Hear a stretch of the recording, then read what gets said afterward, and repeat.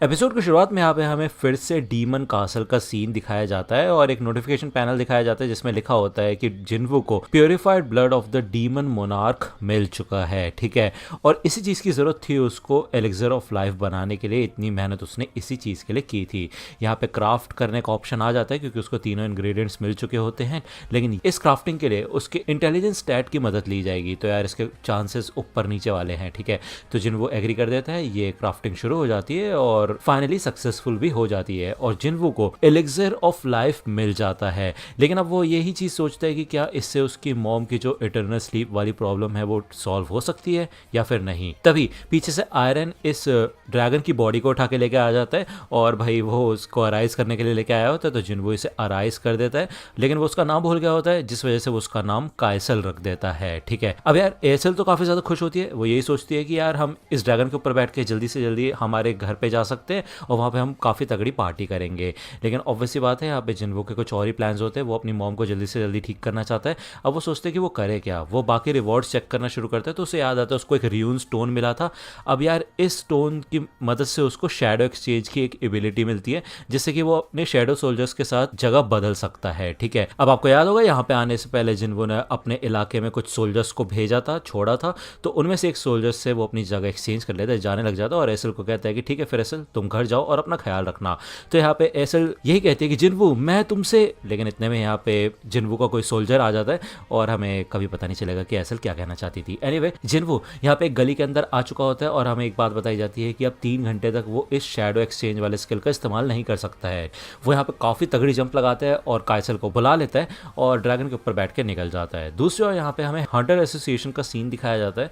जिनचल ने एक report ready की होती है आंट्स के ऊपर, फ्लाइंग आंट्स, ठीक है ना, और इनकी एक स्ट्रैटेजी भी यहाँ पे तैयार हो चुकी होती है कि ये लोग एक स्पेशल इंटरफेरेंस का इस्तेमाल करेंगे जिससे कि आंट्स एक दूसरे को कांटेक्ट ना कर पाए और उसके बाद ये जाएंगे आइलैंड के अंदर, ठीक है। और जो दूसरी टीम होगी वो क्वीन आंट के पास जाएगी उसे खत्म करने के लिए। अब मेन प्रॉब्लम ये है कि वो इंटरफेरेंस वाली वेव्स है वो ठीक से काम करेंगी या फिर नहीं, लेकिन उसके लिए भी इनके पास जो एस्केप रूट है ना वो रेडी होता है अगर इनका प्लान फेल हो जाता है। लेकिन अभी के लिए तो ये पूरी तरह से बस प्रिपेयर ही कर सकते हैं अपने आप को और हंटर्स को आइलैंड पे जाने के लिए। यहाँ पे गुन ही पूछता है कि क्या तुम्हें संग जिन्वू की कोई रिपोर्ट मिली, कुछ पता है वो कहाँ पे है। तो जिनचुल कहता है नहीं मुझे कुछ नहीं पता। दूसरा यहाँ पे हमें बेक का सीन दिखाया जाता है जो कि अपने एक दोस्त ब्योंगू के साथ ड्रिंक करने के लिए आया होता है, ठीक है। अब ब्योंगू यार एक एस रैंक का हीलर होता है, काफ़ी अच्छा खासा हंटर रह चुका होता है ये, लेकिन ये रिटायर हो चुका होता है। ये सिर्फ इकलौता एक ऐसा हंटर है जो कि भाई बिना किसी जख्म के या चोट लगने से पहले ही रिटायर हो गया है, ठीक है। लेकिन यहाँ पे ये बेक का काफ़ी अच्छा खासा कंपेनियन होता है जिंदगी और मौत के साथ वाला, ठीक है ना। ब्योंगो पूछता है कि तो बेक तुम क्या वहाँ पे सच में जाने वाले हो जेजो आइलैंड रेड पे। तो बेक बता देता है कि हाँ। तो ऑब्वियसली बात है इनका एक दोस्त था योनसोक नाम का, ठीक है, वो भी जेजो आइलैंड रेड पे गया था, लेकिन भाई वहाँ पे वो बहुत बुरी तरह से मारा गया था, ठीक है। इसकी डिटेल्स आगे एपिसोड में पता चलेंगी। तो बेक का तो ये कहना होता है कि भाई अगर हम इन आर्ट्स को ऐसे खुला छोड़ देंगे तो यहाँ पे भी सब लोगों की यही हालत होगी। तो ऑब्वियसली बात है यहाँ पे ब्योंगो यही कहता है कि वो तो कभी नहीं जाना चाहता उस आइलैंड पे फिर से, और वो मना कर देता है बेक को। वो कहता है अगर तुम मुझे इनवाइट करने आया तो मैं नहीं आने वाला। तो बेक कहते हैं नहीं मैं तुम्हें इनवाइट करने नहीं आया हूँ, मैं बस तुम्हें अलविदा कहने आया हूँ क्योंकि मेरे को नहीं पता हम फिर से मिलेंगे या नहीं। ऑब्वियसली बात है यहाँ पे ब्योंगो बताता है कि वो एक सिविल सर्विस का एग्जाम देना चाहता है क्योंकि वो काफ़ी खून खराबा देख चुका है और वो अब शांति की जिंदगी जीना चाहता है, ठीक है। उसको हिस्ट्री काफ़ी ज़्यादा पसंद होती है। और ये बात सुन के यहाँ पे बेक को एक चीज़ नोटिस होती है कि यार जो हंटर्स होते हैं ना उनको लड़ने से डर नहीं लगता, वो हमेशा लड़ने के लिए तैयार रहते हैं, यही उनकी ज़िंदगी बन जाती है। शायद यही एक रीज़न है कि लोग अवेकन होते हैं जिन लोगों के अंदर लड़ने की इच्छा होती है, ओके। दूसरा यहाँ पे हमें हॉस्पिटल का सीन दिखाया जाता है। अब यहाँ पे जिन्वू बैठा होता है, वो देखते हैं कि उसकी मॉम के गले पे एक जला हुआ निशान है। उसे याद आता है कि बचपन में वो गर्म पानी से अपनी मॉम के बाल धोना चाहता था और गलती से उसकी मॉम की गर्दन जल गई थी और ये स्कार जिन्वू की वजह से हुआ है। वो यहाँ पे एलिक्सर ऑफ लाइफ को अपने हाथ में ले आता है और वो ये सोचता है कि यार ये चीज़ काम करेगी या नहीं। भले ही सिस्टम ने उसकी काफ़ी मदद की है, उसको 0 से लेके 100 पे लेके आ चुका है सिस्टम, ठीक है, ई रैंक के हंटर से एस रैंक के हंटर तक, और अब एक चाह रहा है उसको एक और बार ट्रस्ट करना होगा सिस्टम पे। वो यहाँ पे एलिक्सर ऑफ लाइफ पिलाने से पहले थोड़ा कांपता है लेकिन फिर भी अपनी मॉम को ये पिला देता है, जिसके बाद वो नोटिस करता है उसकी मॉम की जो स्किन होती है वो ग्लो करने लग जाती है, हील हो जाते हैं उनके सारे वुंड्स और उनका जला हुआ मार्क भी गायब हो जाता है। लेकिन उसके बाद भी उसकी मॉम जागती नहीं है। तो यहाँ पे जिन्वू थोड़ा डिप्रेस हो जाता है, वो बैठ जाता है, वो यही सोचता है कि प्लीज़ मॉम उठिए उठिए। दूसरा यहाँ पे हमें जिन्हा का सीन दिखाया जाता है जो कि भाई अपनी स्टडीज़ पर कॉन्सेंट्रेट नहीं कर पा रही होती है, तो वो बाहर निकल जाती है घूमने के लिए। अब जब जिन्वू ये सारी बातें सोच रहा होता है तो देखता है वो कि यार उसकी की मॉम फाइनली उठ चुकी है। और भाई ये काफ़ी इमोशनल मोमेंट है, काफ़ी अच्छा खासा मोमेंट है। आप ये एपिसोड देखना चाहते हो तो टेलीग्राम चैनल पर मैंने एपिसोड अपलोड कर दिया, वहाँ जाके देख सकते हो, ठीक है। अब यहाँ पे जिन्वू की मॉम भी काफ़ी ज़्यादा खुश होती है जिन्वू को देख के, और वो यही पूछती है कि मैं कब से सो रही थी, तो 4 साल से सो रही थी उसकी मॉम। और वो जिना के बारे में पूछती है, जिना भी ठीक होती है, तो उसकी मॉम कहती है कि बहुत अच्छे बच्चे, तुम काफ़ी मेच्योर हो गए हो और तुमने अपना प्रॉमिस बिल्कुल अच्छे से निभाया, लेकिन तुम्हें चोट लगी हुई है, इसका तो यह है कि तुमने काफ़ी मेहनत की होगी, है ना। तो यार ये सुन के यहाँ पे जिन्वू रोने ही लग जाता है बहुत बुरी तरह से, ठीक है ना। ये काफ़ी इमोशनल मोमेंट था क्योंकि वो इसी पल के लिए इतनी ज़्यादा मेहनत कर रहा था शुरुआत से लेके अब तक। अगली सुबह यहाँ पे भाई डॉक्टर को बताया जाता है कि भाई इटर्नल स्लीप वाली एक जो पेशेंट थी वो जाग चुकी है, और ये काफ़ी कमाल का केस है, उनकी बॉडी में कोई भी अबनॉर्मलिटीज़ नहीं है, और उनकी फैमिली चाहती है कि हम उन्हें डिस्चार्ज कर दे। जिना यहाँ पे आ चुकी होती है, वो भी काफ़ी इमोशनल हो जाती है अपनी मॉम को देखने के बाद। जिनको यही कहता है कि अभी तक वो काफ़ी सारी चीज़ें अचीव कर चुका है, लेकिन उसका असली रिवॉर्ड तो उसको अब जाके मिला है। दूसरा यहाँ पे हमें एक कॉन्फ्रेंस मीटिंग का सीन दिखाया जाता है जहाँ पे गुनही फाइनली जेजू आइलैंड रेड की जो 4th मिशन है उसके बारे में अनाउंसमेंट कर देता है, क्योंकि हाल ही में भाई विंग्ड वाले आंट ने अटैक किया था, तो उसके जवाब में ये लोग यहाँ पे अटैक करने वाले जेजू आइलैंड पे। और वो बता देता है कि हमारे इस रेड मिशन में सिर्फ एस रैंक के हंटर्स पार्टिसिपेट करेंगे, साथ के साथ यहाँ पे जापान के भी 10 एस रैंक हंटर्स आने वाले हैं। जहाँ तक बात है ए रैंक और उससे नीचे वाले हंटर्स की, तो वो बस यहाँ पे सपोर्ट के लिए रहेंगे, ठीक है, और इस बार हम पक्का जीतेंगे। ब्योंगो भी ये न्यूज़ देख लेता है। अब वो यार पहले का टाइम याद करता है जब वो बेक और यूनसुक के साथ था। अब यूनसुक यहाँ पे इस समय जिंदा था और उसको काफ़ी ज़्यादा डर लग रहा होता है, और वो यही कहता है कि हमसे ज़्यादा डर तो उन लोगों को लगना चाहिए जिनको लड़ना ही नहीं आता है। तो वो ये कहता है कि हम तीनों एक दूसरे के लिए हैं और हमें ही एक दूसरे का साथ देना होगा, खासकर बेक का, ठीक है। जब जिन्वू की फैमिली घर आती है तो ये लोग देखते हैं काफ़ी गंदा पड़ा होता है घर, और जिन्वू यहाँ पे जिन्हा का मुंह पकड़ लेता है और वो कहता है मैं बाहर गया और तुमने पूरे घर की वाट लगा के रख दी।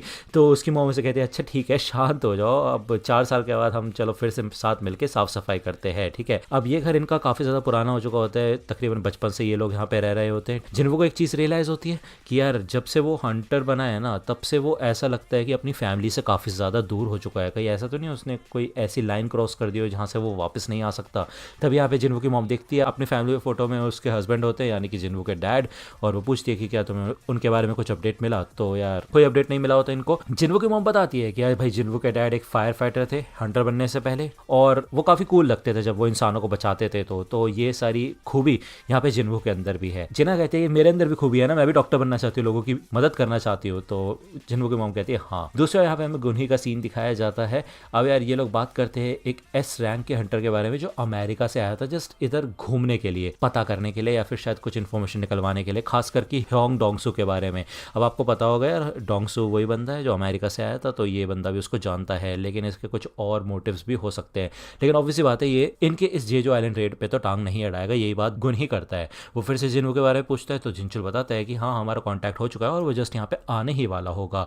अब यहाँ पे गुनही जिन्वू को सारी की सारी इन्फॉर्मेशन दे देता है जेजो आइलैंड रेड के बारे में। तो जिन्वू मन में यही सोचता है कि यार ये तो काफ़ी अच्छा खासा मौका है लेवल अप करने का, लेकिन इस समय वो नहीं कर सकता। यहाँ पे इससे पहले कि वो अपना आंसर दे पाए तभी उसको एक खतरनाक ऑरा फील होता है कुछ एस रैंक के हंटर्स का, और वो आसपास लड़ रहे होते हैं। तो गुनही बता देता है कि जिम में जो एस रैंक के हंटर्स है वो प्रैक्टिस कर रहे हैं, वार्म अप कर रहे हैं। अब यहाँ पे भाई खतरनाक लड़ाई हो रही होती है। बेक जो कि ट्रांसफॉर्म हो चुका होता है और उसका सामना हो रहा होता है इधर मा डोंगवुक से, ठीक है। और ये दोनों ही काफ़ी कमाल के होते हैं, और इसे देख के जिन्वू को ऐसा लगता है कि यार बेक तो ठीक से संभाल नहीं पा रहा इस फाइट को। तभी यहाँ पे साइड में से चॉय जोंगिन आता है, वो कहता है ऐसा मत कहो, वो अपनी पूरी ताकत का इस्तेमाल ही नहीं कर रहा। वो जो बंदा है ना कराटे की यूनिफॉर्म में, वो है मा डोंगवुक फेम गिल्ड का। तो जिन्वू कहता है कि वो अपनी पूरी ताकत का इस्तेमाल क्यों नहीं कर रहे, मतलब उनका सामने वाला ओपोनेंट तो काफ़ी कमाल का है ना। तो चॉय जोंगिन कहता है देखो यार बात ऐसी है कि लोगों के सामने अपनी पूरे पोटेंशियल का इस्तेमाल करना थोड़ा अजीब हो सकता है, क्योंकि वो जब अपनी फुल पावर पे लड़ता है तो एक मॉन्स्टर बन जाता है वो।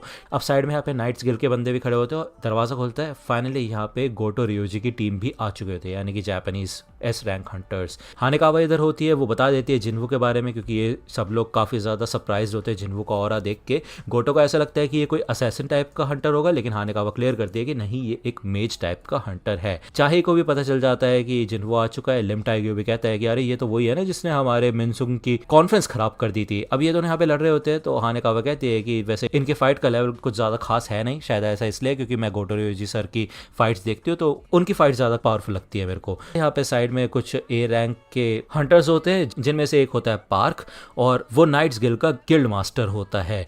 अब यार हानेकावा नहीं जानती होती पार्क को, तो यार ये अजीब सी बात हो जाती है। तभी यहाँ पे पीछे से चाहिए आ जाती है, वो कहती है कि यहाँ पे कुछ हंगामा मत करना। तो गोटोरियोजी कहते हैं ठीक है, फिर अब यहाँ पे सारे के सारे एस रैंक के हंटर्स हैं ही, तो क्यों ना हम सारे के सारे मिलके एक छोटा सा फ्रेंडली मैच रखें। तुम लोग यहाँ पे इस मैच के रूल्स को डिसाइड कर सकते हो, तो कोई दिक्कत वाली बात नहीं है। तो गुन्ही कहते हैं ठीक है, फिर हम ऐसा करेंगे कि इस फाइट से मेजेस को दूर रखेंगे क्योंकि उनकी स्ट्रेंथ का पता नहीं चलता, और नॉन कॉम्बेटेड हंटर्स को भी दूर ही रखेंगे। ओके, बाकी सब ज्वाइन कर सकते हैं। तो यहाँ पे बेग रूल्स बताता है, ठीक है, अगर कलाई को पकड़ लिया या फिर बैक को टच कर दिया, ठीक है, या फिर नीचे गिरा दिया, ये तीनों में से एक भी हुआ तो बंदा आउट हो जाएगा। ओके, तो यार जो कोरिया की टीम के बंदे होते हैं वो होती है चा, लिम, मा और बेग। वहीं अगर हम बात करें जापानीज टीम की तो इसमें भी 4 ही बंदे होते हैं, टावाटा, कुमामोटो, होशिनो और टानाका। ठीक है, अब यार ये वर्सेस होने वाला है दोनों टीम के बीच में, और इतनी स्टोरी तो मैं अपनी वीडियो में भी कवर कर चुका था। अब यार अगर आप इसका नेक्स्ट एपिसोड देखना चाहते हो ना